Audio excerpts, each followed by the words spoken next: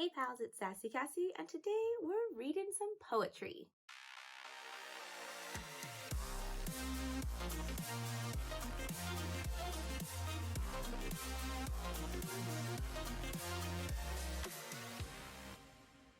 Before we start this video, I would like to give a very big thank you to all of my subscribers and anyone watching this video.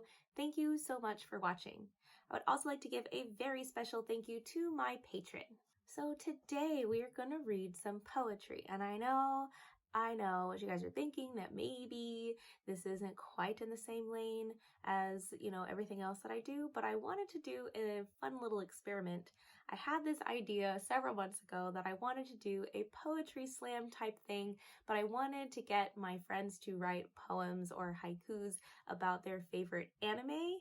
And even though many of my friends were really gung-ho about it, most of them did not write anything for it.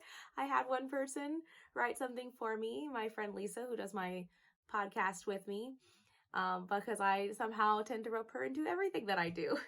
So she sent me a haiku and has given me permission to read it for this purpose of this video, but this video is not going to be as long as I thought it was going to be because I only have her poem and I wrote like 3. They're not going to be very good, but we tried. So her haiku about probably cherry blossoms. The soft scent of spring. Cherry blossoms float about. Sakura's delight. I think that was a really good haiku, probably better than mine. Makes more sense. It flows better than my haikus did. And I feel like this might be just about cherry blossoms in general instead of about an anime, but I still like it. So thank you, Lisa, for sending that to me and allowing me to share it with the people of the internet. So now we're going to get to my poems. Oh, this was kind of embarrassing, but it's fine.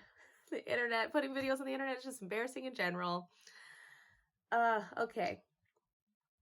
And by the way, if anybody wants to put a poem, their own haiku in the comments, that would be so fun. I'm really curious what you guys would have to say about your favorite animes.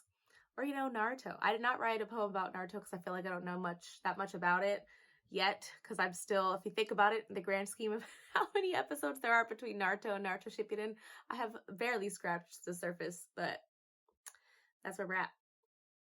So I have a haiku that I wrote about Cardcaptor Sakura, which if anybody listens to my podcast, you know that it's one of my top 5 favorite anime series of all time. I mean, we talk about this in my podcast, but, if I spend money on something, it means I really like it. I don't have any pictures of it in here because the posters I have are in my room, but I do have the DVDs. I have the original manga, like the print of the manga. I also have the collector's edition that just came out recently, and I have the manga of the sequel series. So I love Cardcaptor Sakura. It's also one of my first cosplays I ever did. I love Cardcaptor Sakura so much. So I don't think this haiku does it justice at all, but here's my attempt. Magical and kind, with her magic staff and guide, she captures the cards. Yeah, that's what I got.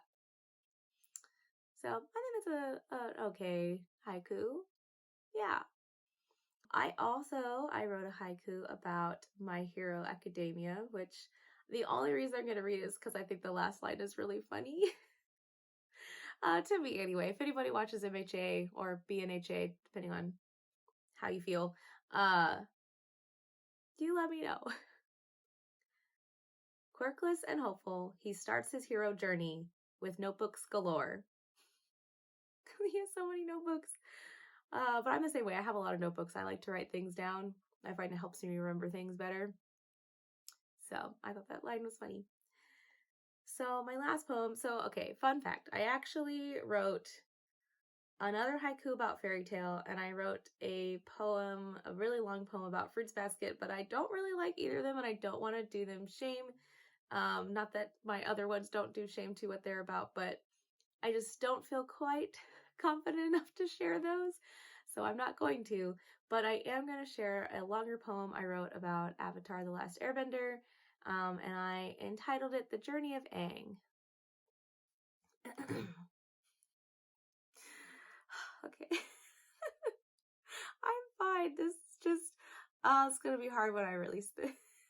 I'm also recording a lot of things today, so if you see this hairstyle with this headband in multiple videos that come out in the same week, it's because I recorded them all on my day off. All right, the journey of Aang. Imbalance and greed brought the world to its knees. With time all struggled except one nation in its bubble. Their bridge must journey, though he is full of worry, to bring balance and peace and put the world at ease.